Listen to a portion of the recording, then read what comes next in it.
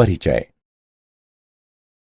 आज तनुज खरीदारी के लिए अपने पिताजी के साथ बाजार आया है। वो कुछ टी शर्ट तथा पैंट खरीदना चाहता है। वो एक दुकान में प्रवेश करता है तथा विभिन्न प्रकार की रंगीन टी शर्ट्स देखता है। पिताजी, यहां टी शर्टों के अनेक रंग हैं, लेकिन मुझे नीले रंग की टी शर्ट पसंद है। ठीक है बेटा, तो हम इसे खरीद लेते हैं। धन्यवाद पिताजी। बेटा, क्या तुम जानते हो कि ये भिन्न भिन्न रंग कपड़ों पर किस प्रकार प्रयोग किए जाते हैं? नहीं पिताजी, लेकिन मैं जानना चाहता हूं। कपड़ों पर विभिन्न रंगों के लिए विशिष्ट रसायन प्रयुक्त किए जाते हैं, जिनसे ये रंग प्राप्त होते हैं। ये रसायन उपसह संयोजन यौगिक कहलाते हैं। उपसह संयोजन यौगिक? पिताजी, ये क्या होते हैं? मुझे इनके विषय में कुछ भी पता नहीं है तथा मैं इनके विषय में और जानना चाहता हूं। विद्यार्थियों, आज हम उपसह संयोजन यौगिक के बारे में विस्तार से अध्ययन करेंगे।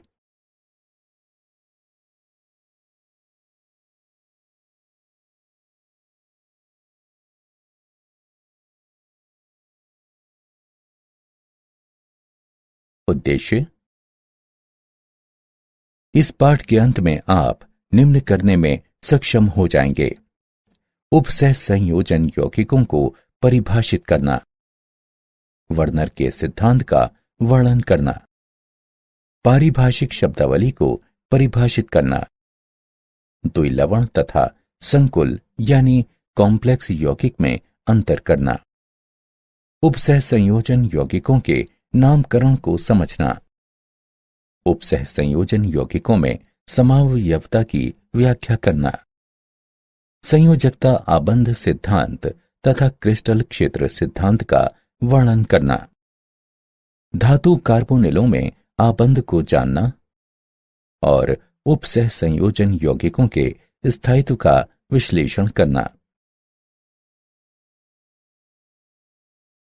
परिभाषा: अकार्बनिक रसायन की वो शाखा जिसमें उपसह संयोजन यौगिकों का अध्ययन किया जाता है, उपसह संयोजन रसायन कहलाती है। उपसह संयोजन यौगिक में एक केंद्रीय धातु परमाणु होता है, जो कि तटस्थ अणुओं की एक उपयुक्त संख्या से घिरा होता है तथा साधारणतः विलयन के साथ ही ठोस अवस्था में अपनी पहचान को बनाए रहते हैं। ये यौगिक खनिजों तथा पौधों में व्यापक रूप से उपस्थित होते हैं। ये अनेक वास्तविक जीवन के क्रियाकलापों जैसे जल की कठोरता का आकलन करना, मृदा तथा पौधे का उपचार तथा कपड़ा रंगाई में प्रयुक्त होते हैं।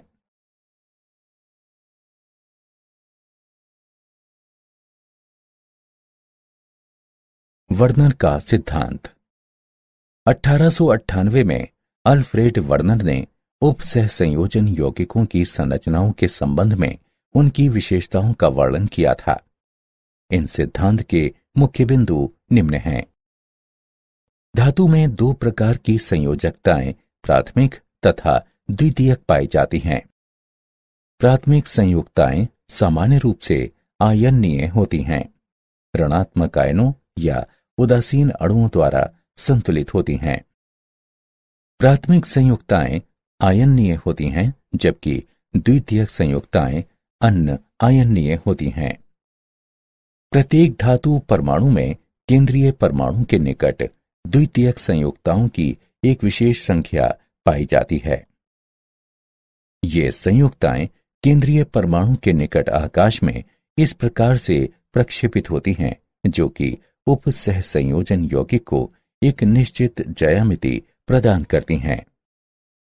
न केवल उदासीन केंद्रीय परमाणु से समन्वयित होते हैं, अपितु आयन भी उसी प्रकार से समन्वयित हो सकते हैं।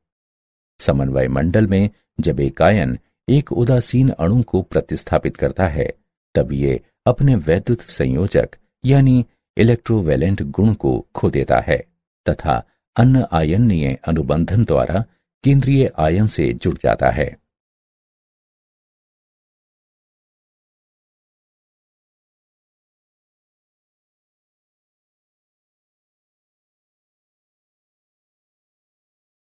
समन्वय सत्ता। एक संकुल यानी कॉम्प्लेक्स आयन एक विद्युत आवेश युक्त स्पीशीज है जिस पर कि दहन या ऋण आवेश पाया जाता है। इनमें केंद्रीय परमाणु या आयन तटस्थ अणुओं या नकारात्मक आयनों की एक उपयुक्त संख्या द्वारा घिरा होता है। उदाहरण CO, NH3, 4, Cl2। वो संकुल यानी कॉम्प्लेक्स आयन जिस पर धनात्मक आवेश पाया जाता है धनावेशित संकुल कहलाता है। उदाहरण NiNH3 6 2+। वो संकुल आयन जिस पर ऋणात्मक आवेश पाया जाता है ऋणावेशित संकुल कहलाता है। उदाहरण PtCl6 2-। वो संकुल यानी कॉम्प्लेक्स आयन जिस पर कोई भी आवेश नहीं पाया जाता है उदासीन संकुल कहलाता है। उदाहरण NiCO4।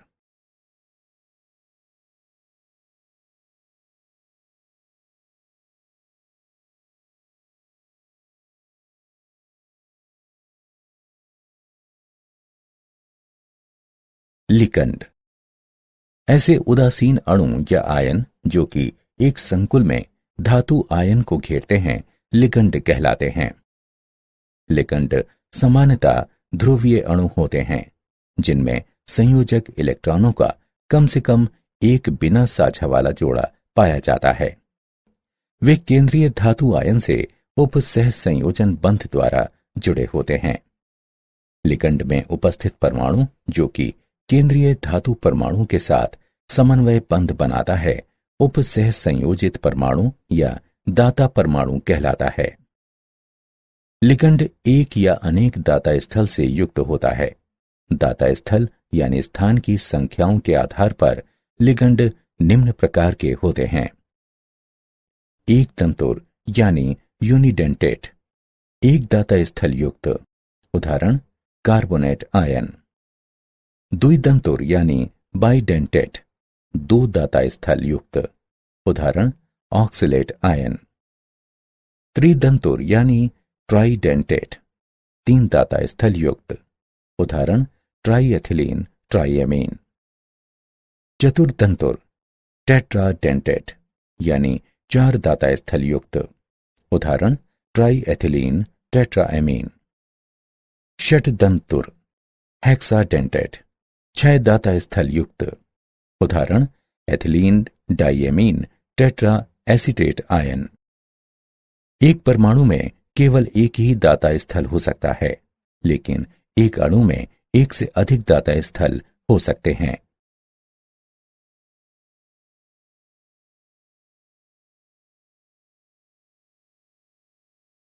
दंतुरता तथा किलेटन। जब एक बहुदंतुर लिगंड एक से अधिक दाता स्थल द्वारा स्वतः ही एक धातु आयन से संयोजित हो जाता है तो एक रिंग सदृश संरचना प्राप्त होती है। इस रिंग सदृश को कीलेट रिंग कहते हैं। Pt ट्राइन 2 धनात्मक कीलेटन का उदाहरण है।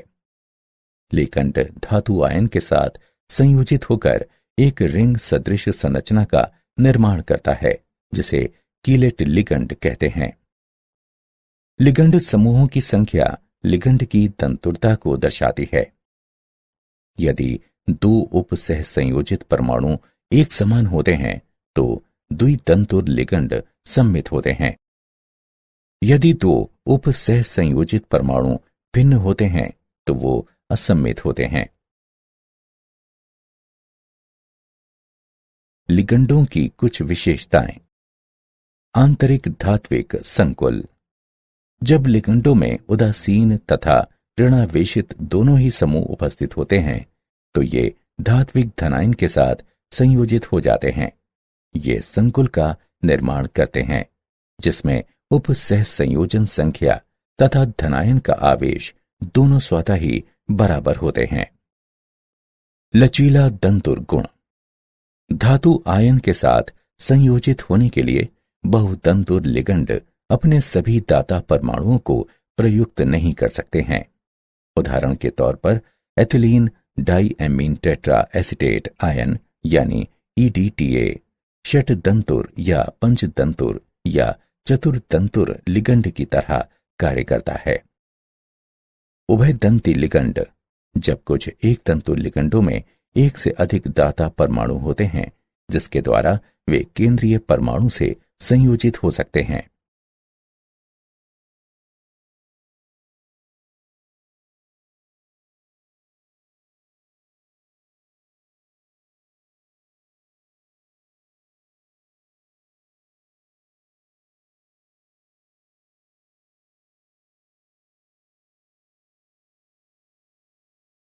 समन्वय मंडल तथा समन्वय संख्या। समन्वय मंडल संकुलों में केंद्रीय धातु आयन अन्य आयनीय लिगंडों के साथ जुड़ा होता है, तो ये समन्वय मंडल कहलाता है। वो भाग जो कि गुरु कोष्ठक के बाहर उपस्थित होता है, उपसह संयोजन मंडल कहलाता है। समन्वय मंडल में उपस्थित स्पीशीज अनआयनीय होती हैं। आयन मंडल में उपस्थित स्पीशीज आयनीय होती हैं। समन्वय संख्या। समन्वय मंडल में सभी लिगंड केंद्रीय धातु परमाणु के साथ जुड़े होते हैं, जिसे कि धातु परमाणु की समन्वय संख्या कहते हैं।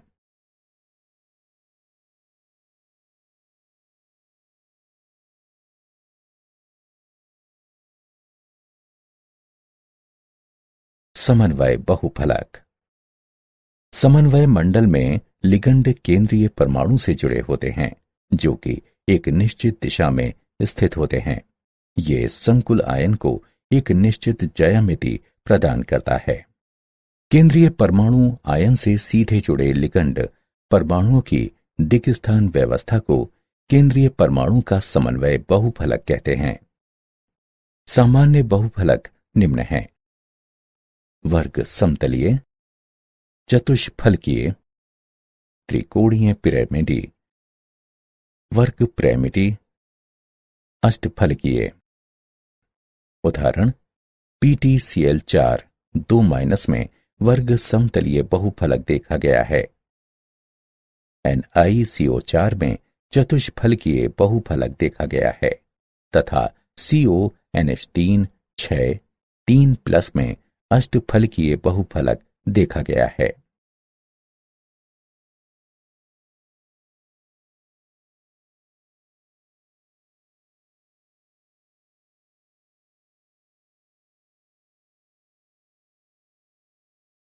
केंद्रीय परमाणु की ऑक्सीकरण संख्या। ऑक्सीकरण संख्या एक अवशिष्ट आवेश होता है जो कि केंद्रीय परमाणु पर तब पाया जाता है जब अन्य सभी परमाणु उससे निकल जाते हैं। संकुल पर पाया जाने वाला आवेश घटक भागों के आवेशों का कुल योग होता है। यदि संकुल उदासीन होता है तब घटकों के आवेशों का कुल योग 0 होता है। घटकों के आवेश का कुल योग ऋणावेशित या धनावेशित संकुल यानी कॉम्प्लेक्स के लिए समन्वय मंडल पर पाए जाने वाले आवेश के बराबर होता है। संकुल आयन पर कुल वैद्युत संयोजक आवेश आवेशित आयनों की संख्या जो कि उदासीन अणुओं को प्रतिस्थापित करने के लिए समन्वय मंडल में प्रवेश करते हैं, उनमें परिवर्तित हो जाता है।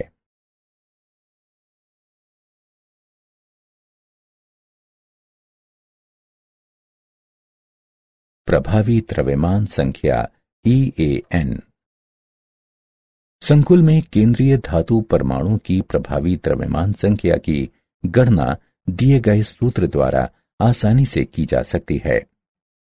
EAN बराबर Z - ON + 2 CN, जहां Z केंद्रीय धातु परमाणु की द्रव्यमान संख्या है, ON केंद्रीय धातु परमाणु का ऑक्सीकरण संख्या है तथा CN केंद्रीय धातु परमाणु की उपसह संयोजन संख्या है। यदि प्रभावी द्रव्यमान संख्या अगली नोबल गैस की द्रव्यमान संख्या के बराबर होती है तो एक स्थायी संकुल यानी कॉम्प्लेक्स का निर्माण होता है।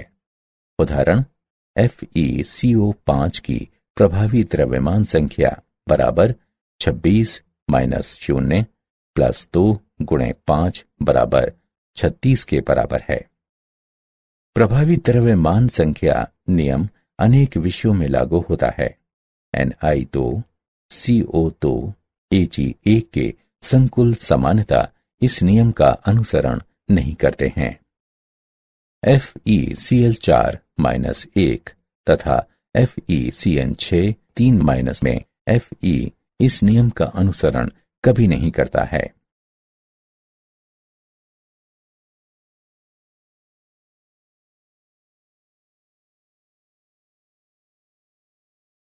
होमोलैप्टिक तथा हेट्रोलैप्टिक संकुल। होमोलैप्टिक संकुल ऐसे संकुल जिसमें धातु परमाणु केवल एक प्रकार के लिगंड से संयोजक बंधों द्वारा जुड़ा होता है। होमो शब्द ये दर्शाता है कि कोई सभी के लिए समान है। उदाहरण के तौर पर CONH3 6 3+ तथा FeCN6 4-। हेट्रोलैप्टिक संकुल ऐसे संकुल जिसमें धातु परमाणु एक से अधिक प्रकार के लिगंड से संयोजक बंधों द्वारा जुड़ा होता है। कुछ लिगंडों के लिए यह संभव है कि वो 2 या 2 से अधिक भिन्न संयोजक बंधों द्वारा जुड़े हों। उदाहरण COCl2 NH3 4+।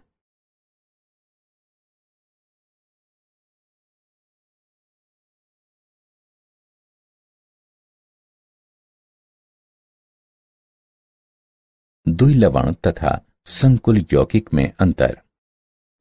चलो अब द्विलवण तथा संकुल यौगिक के मध्य कुछ महत्वपूर्ण अंतर जानते हैं।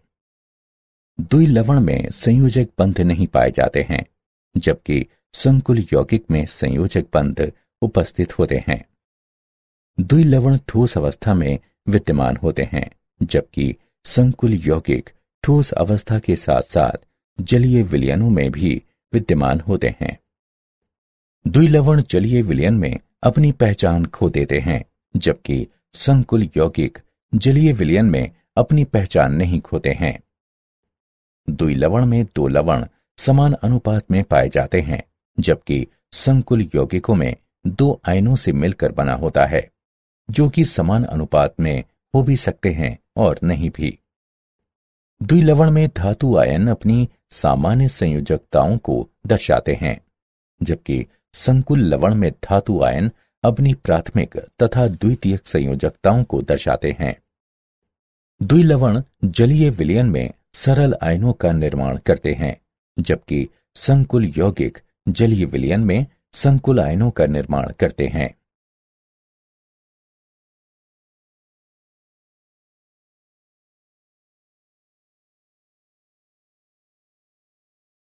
उपसह संयोजन यौगिकों का नामकरण। उपसह संयोजन यौगिक तथा संकुल सूत्रबद्ध होते हैं तथा इनके जो नाम अपनाए गए हैं वे international union of pure and applied chemistry यानी IUPAC की अनुशंसाओं पर आधारित हैं। नियम 1। धनायन का नाम ऋणायन से पहले लिखा जाता है। नियम 2। स्पीशीज जो कि समन्वय मंडल में स्थित होती हैं एक ही शब्द में लिखी जाती हैं। नियम 3। लिगंडों को अंग्रेजी वर्णमाला के क्रम में लिखा जाता है तथा उनकी संख्याओं को डाई, ट्राई, टेट्रा इत्यादि से प्रदर्शित किया जाता है। नियम 4। H2O को एक्वा कहा गया है, NH3 को एमीन कहा गया है, NH2 को एमाइन कहा गया है तथा ऋणावेशित लिगंडों के नाम के अंत में O आता है। नियम 5। ऋणावेशित संकुल के अंत में एट लगा होता है। उदासीन तथा धनावेशित संकुलों में कोई भी परिवर्तन नहीं होता है। नियम 6। केंद्रीय धातु की ऑक्सीकरण अवस्था को कोष्ठक में रोमन अंकों द्वारा दर्शाया जाता है।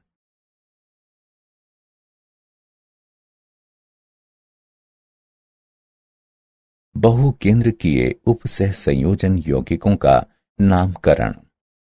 जब संकुल में 2 या 2 से अधिक परमाणु पाए जाते हैं तो वो बहुकेंद्रकीय संकुल लाता है तथा दो धातु परमाणुओं से बंधे हुए लिगंड बंधीय लिगंड कहलाते हैं।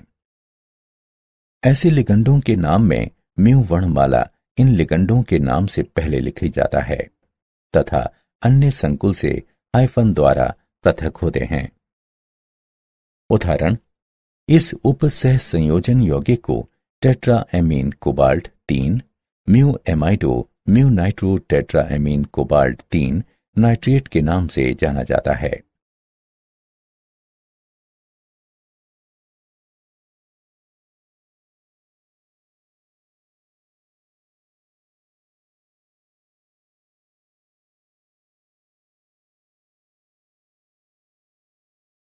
उपसह संयोजन यौगिकों के नामकरण के उदाहरण। चलिए उपसह संयोजन यौगिकों के नामकरण का एक उदाहरण लेते हैं। CrH2O 4 Cl2Cl उपसह संयोजन यौगिक का क्या नाम है? चलो विलयन को देखते हैं। उपसह संयोजन यौगिक के सूत्र में संकुल पहले लिखा जाता है, इसलिए ये धनावेशित संकुल है तथा इसका नाम पहले लिखा जाता है। नियमों के अनुसार संकुल के नामकरण के समय लिगंडों का नाम पहले लिखा जाता है, इसके बाद केंद्रीय धातु आयन का नाम लिखा जाता है। लिगंडों को वर्णमाला के क्रम में लिखा जाता है, अतः एक्वा पहले आता है तथा उसके बाद क्लोरो आता है। केंद्रीय धातु परमाणु की ऑक्सीकरण संख्या +3 है तथा ये रोमन अंकों में कोष्ठक में लिखी जाती है। क्लोराइड ऋणायन होता है। इस प्रकार इस उपसह संयोजन यौगिक का नाम टेट्रा एक्वा डाइक्लोरोक्रोमियम 3 क्लोराइड है।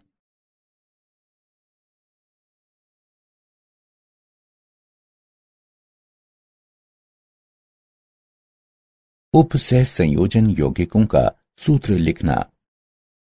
जब उपसह संयोजन यौगिकों का नामकरण दिया होता है तब इसका सूत्र लिखते समय कुछ नियमों का अनुसरण करना पड़ता है। नियम 1, धनायन का सूत्र पहले लिखा जाता है, उसके बाद उसके ऋणायन का सूत्र लिखा जाता है।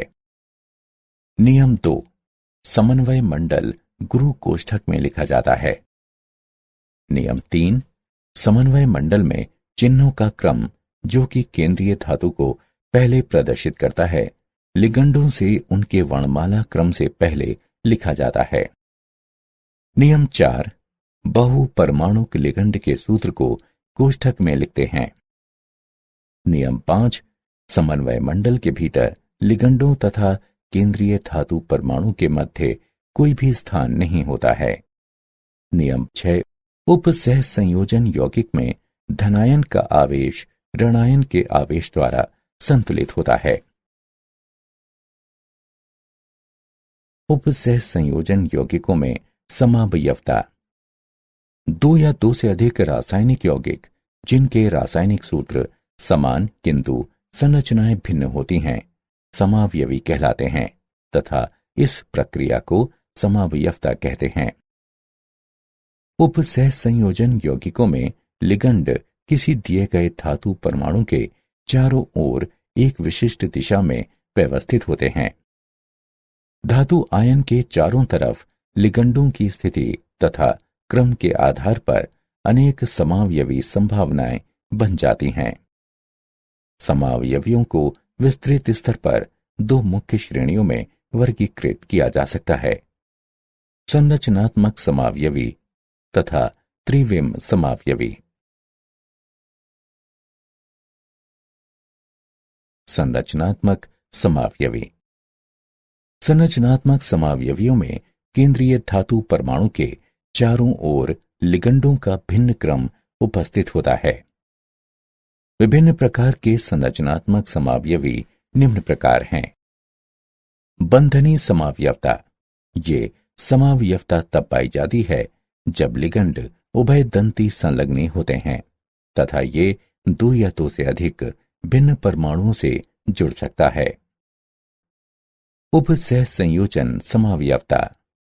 किसी संकुल में उपस्थित भिन्न धातुओं की धनायन एवं ऋणात्मक उप सहसंयोजन सत्ता के समय लिगंडों के अंतर परिवर्तन से इस प्रकार की समावयवता उत्पन्न होती है।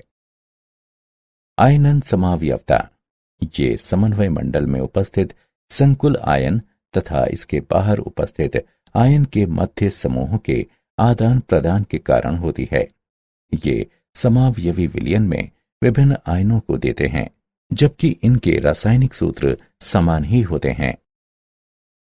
हाइड्रेट समावयवता ये विलायक की क्षमता के कारण होती है। सामान्यतः समावयवियों की संख्या प्रदान करने के लिए समन्वय मंडल के आंतरिक तथा बाईं ओर जल अणु विभिन्न माध्यम से निकलते हैं।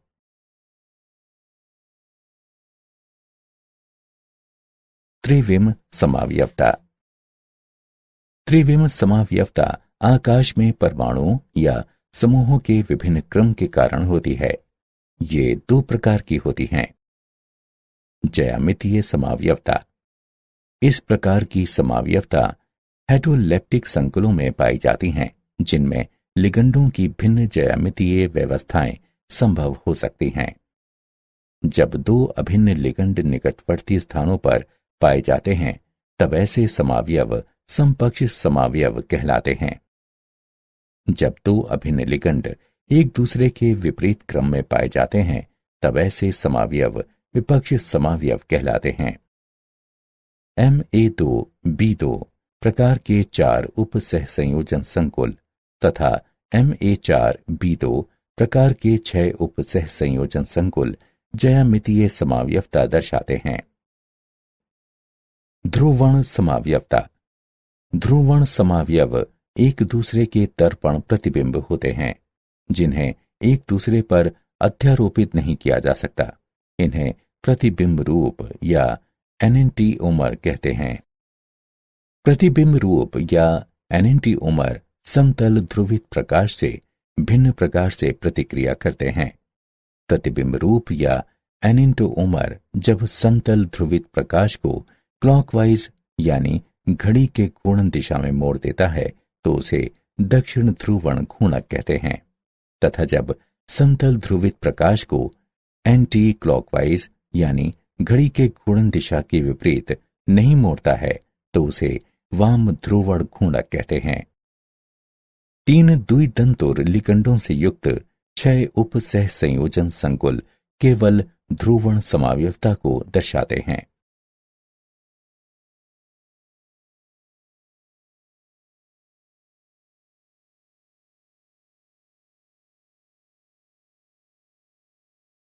संयोजकता आबंध सिद्धांत।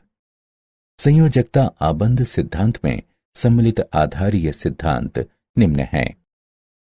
कक्षकों का संकरण, धातु परमाणुओं तथा लिगंडों के मध्य आबंध, अवलोकित चुंबकीय मापन तथा बंध प्रकार के मध्य संबंध।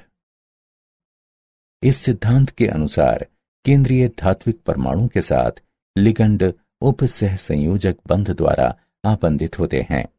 इस प्रकार लिगंड में इलेक्ट्रॉनों का एक युगल समूह अवश्य होना चाहिए तथा आबंध के लिए धातु के पास कुछ रिक्त कक्षक अवश्य होने चाहिए।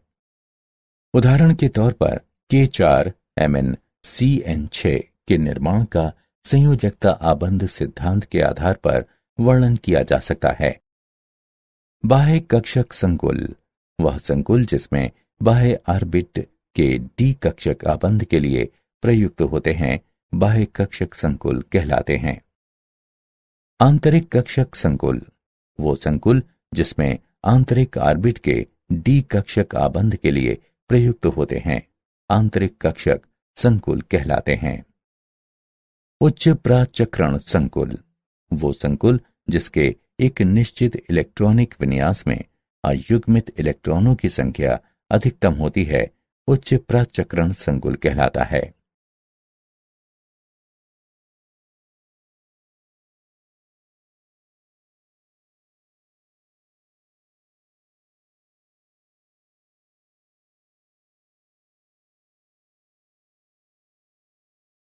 संयोजकता आबंध सिद्धांत की सीमाएं। संयोजकता आबंध सिद्धांत की मुख्य सीमाएं निम्न हैं। ये उप सह संयोजन यौगिकों द्वारा दर्शाए गए रंगों का स्पष्टीकरण नहीं देता। ये सिद्धांत दुर्बल तथा प्रबल लिगंडों के मध्य विभेद नहीं करता।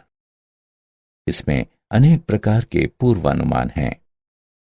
ये 4 समन्वयी संकुलों के लिए चतुष्फलकीय तथा वर्ग समतल संरचनाओं का सही अनुमान नहीं लगा पाता। ये उप सह संयोजन यौगिकों के ऊष्मागतिकीय और गतिक स्थायित्व की कोई भी मात्रात्मक व्याख्या नहीं करता। क्रिस्टल क्षेत्र सिद्धांत। क्रिस्टल क्षेत्र सिद्धांत के मुख्य बिंदु निम्न हैं। संकुल में केंद्रीय धातु परमाणु तथा लिगंडों के मध्य आकर्षण नगण्य होता है। संकुल में केंद्रीय धातु परमाणु आवेश के एक धनात्मक आयन, जो कि ऑक्सीकरण अवस्था के बराबर होता है, उससे संबंधित होता है।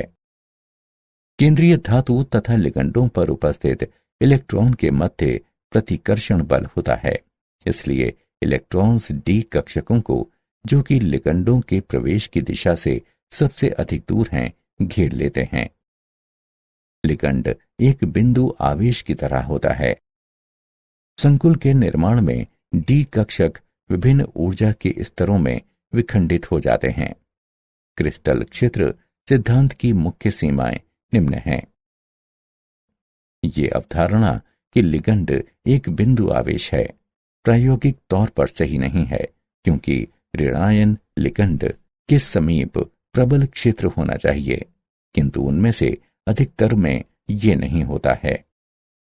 यह सिद्धांत लिगंड तथा केंद्रीय परमाणु के मध्य आबंध की सह संयोजक प्रवृत्ति का संज्ञान नहीं देता है।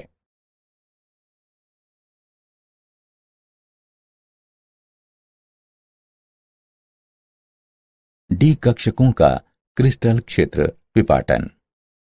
5 डी कक्षकों को 2 समूहों में वर्गीकृत किया जा सकता है। डी कक्षकों में से 3, जो कि उप सह संयोजित अक्ष के मध्य विन्यासित होते हैं, T2G कक्षक कहलाते हैं।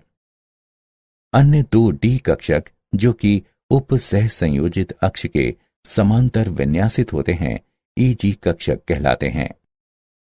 मुक्त धातु आयनों के संबंध में सभी 5 डी कक्षकों में समान ऊर्जा होती है, लेकिन लिगंडों की एक जोड़ी से उनका संबंध तथा ऊर्जाएं घट जाती हैं। प्रभावशाली लिगंडों के अंतर्गत धातु आयन के 5 डी कक्षकों का विपाटन क्रिस्टल क्षेत्र विपाटन कहलाता है। ये डेल्टा के द्वारा दर्शाया जाता है तथा क्रिस्टल क्षेत्र विपाटन ऊर्जा कहलाती है। वे लिगंड जो अधिक क्रिस्टल क्षेत्र विपाटन उत्पन्न करते हैं, प्रबल लिगंड कहलाते हैं, जबकि जो लिगंड कम क्रिस्टल क्षेत्र विपाटन उत्पन्न करते हैं, दुर्बल लिगंड कहलाते हैं।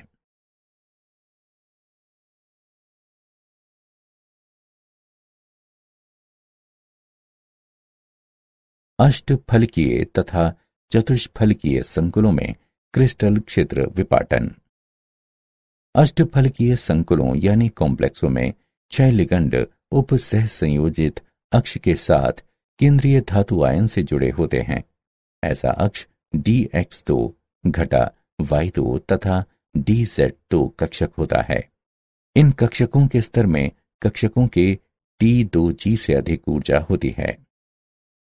चतुष्फलकीय संकुल यानी कॉम्प्लेक्स में 4 लिगंड शंकु के एकांतर कोण तथा शंकु के केंद्र पर केंद्रीय आयन घेर सकते हैं। इस स्थिति में कक्षक का T2G समूह संबंधित निकटवर्ती लिगंडों से जुड़ा होता है तथा इसलिए डी कक्षकों के T2G समूह में कक्षकों के EG समूह की अपेक्षा अधिक ऊर्जा पाई जाती है। डेल्टा T तथा डेल्टा O में संबंध दिया गया है। डेल्टा T बराबर 4/9 डेल्टा O।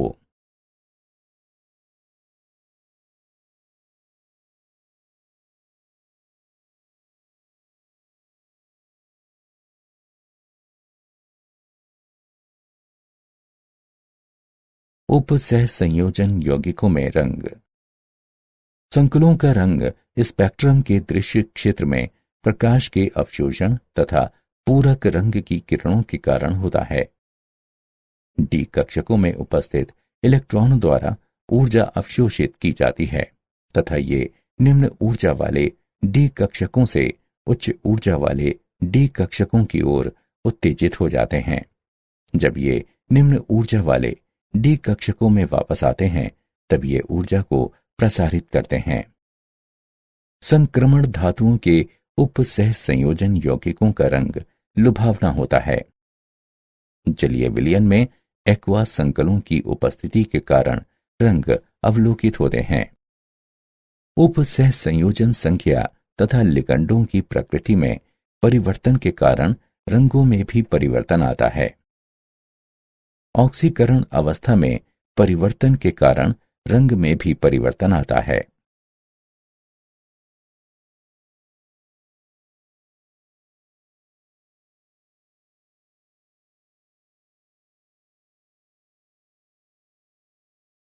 धातु कार्बोनिलों में आबंध। होमोलेप्टिक कार्बोनिल यौगिक जिनमें केवल कार्बोनिल लिगंड हों अधिकतर संक्रमण धातुओं द्वारा निर्मित होते हैं। डी ब्लॉक के केंद्रीय भाग से धातु द्वारा महत्वपूर्ण धातु कार्बोनिल का निर्माण होता है। धातु कार्बोनिल आबंध में सिग्मा तथा पाई दोनों आबंध भाग लेते हैं। कार्बन मोनोऑक्साइड पर उपस्थित एकल युगल के साथ संक्रमण धातु के रिक्त डी कक्षक के परस्पर व्यापन से सिग्मा आबंध बनता है। पाई आबंध धातु के पूरित डी कक्षकों में से एक इलेक्ट्रॉन युगल को कार्बन मोनोऑक्साइड के रिक्त प्रतिआबंधन पाई कक्षक में दान करने से बनता है। धातु कार्बोनिलों की विशेषताएं। धातु कार्बोनिलों की कुछ मुख्य विशेषताएं निम्न हैं। एक नाभिकीय कार्बोनिल या तो रंगहीन होते हैं या फिर हल्के रंग के होते हैं। बहुनाभिकीय कार्बोनिल अधिक गहरे रंग के होते हैं। धातु कार्बोनिल कमरे के ताप तथा दाब पर अधिकतर ठोस अवस्था में पाए जाते हैं, सिवाय लोहा तथा निकेल कार्बोनिल के जो कि तरल अवस्था में होते हैं। केंद्रीय धातु तथा CO लिगंडों के कारण ये अत्यधिक क्रियाशील होते हैं। एक नाभिकीय कार्बोनिल वाष्पशील तथा विषैले होते हैं। अधिकतर धातु कार्बोनिल हाइड्रोकार्बन विलायकों में घुलनशील होते हैं। धातु कार्बोनिल औद्योगिक उत्प्रेरकों तथा जैव संश्लेषण में अग्रदूतों की भांति प्रयोग किए जाते हैं।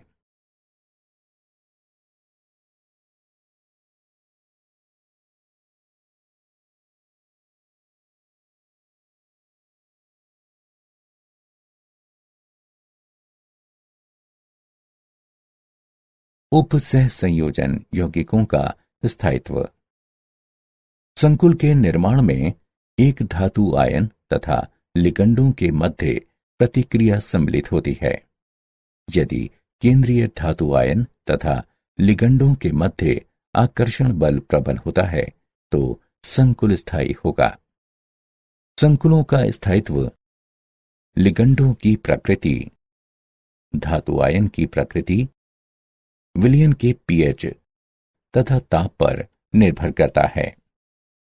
विलयन में संकुल का निर्माण एक प्रतिवर्ती क्रिया है तथा ये बाह्य तापीय प्रक्रिया है। साम्यावस्था स्थिरांक K को साम्य स्थिरांक कहते हैं। साम्य स्थिरांक का मान जितना अधिक होगा संकुल उतना ही अधिक स्थायी होगा। धनायन जितना छोटा होता है उसके ऊपर आवेश उतना ही अधिक होता है, जिससे संकुल उतना ही अधिक स्थायी होगा। लिगंड जितना प्रबल होता है संकुल उतना ही अधिक स्थायी होगा।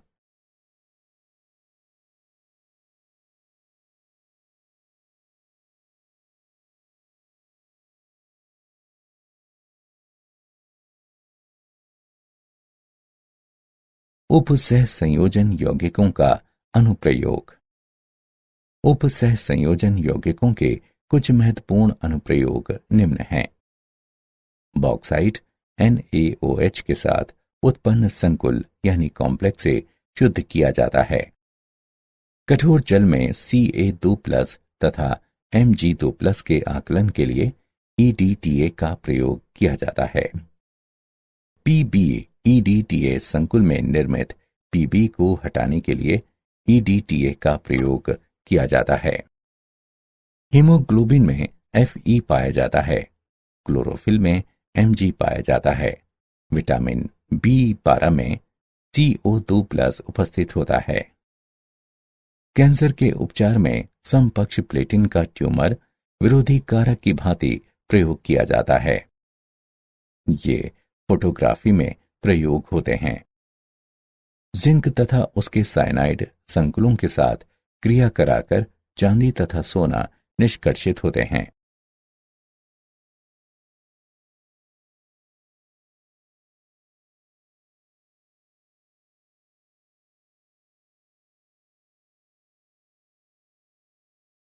क्या आप जानते हैं उपसह संयोजन यौगिकों का उपयोग वैद्युत लेपन में किया जाता है। एक यौगिक में उपसह संयोजन तथा आयन के मध्य अंतर को समझने के लिए अल्फ्रेड वर्नर ने 1893 में एक सिद्धांत प्रतिपादित किया था।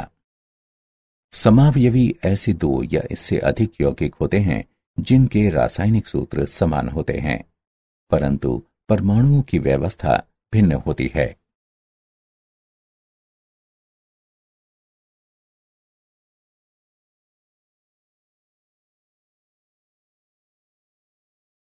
सारांश। आइए हमने जो कुछ सीखा है उसे संक्षेप में दोहराएं। उपसह संयोजन यौगिक में एक केंद्रीय धातु परमाणु पाया जाता है जो कि उदासीन अणुओं की एक उपयुक्त संख्या द्वारा घिरा होता है तथा सामान्यतः ये विलयनों के साथ साथ ठोस अवस्था में अपनी पहचान को बनाए रखता है। प्राथमिक संयोजकता ऋणात्मक आयनों के द्वारा, जबकि द्वितीयक संयोजकता या तो ऋणात्मक आयनों द्वारा या फिर उदासीन अणुओं के द्वारा संतुलित होती है। उदासीन अणु या आयन जो कि एक संकुल में धातु आयन को घेरते हैं लिगंड कहलाते हैं। वो लिगंड जो कि धातु आयन से समन्वयित होकर एक रिंग सदृश संरचना का निर्माण करता है कीलेट लिगंड कहलाता है।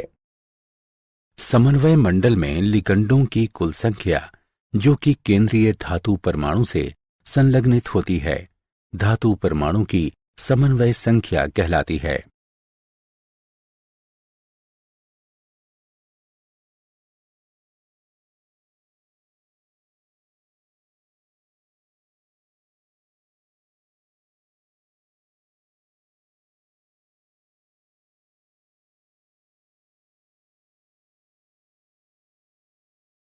केंद्रीय धातु के चारों ओर संरचनात्मक समावयव में लिगंडों के विभिन्न क्रम पाए जाते हैं। त्रिविम समावयवता आकाश में परमाणुओं समूहों के विभिन्न क्रमों के कारण होती है। वो संकुल जिसके एक निश्चित इलेक्ट्रॉनिक विन्यास में अयुग्मित इलेक्ट्रॉनों की संख्या अधिकतम होती है उच्च प्राचक्रण संकुल कहलाता है। महत्वपूर्ण धातु कार्बोनिल्स D ब्लॉक के केंद्रीय भाग से धातु द्वारा निर्मित होते हैं।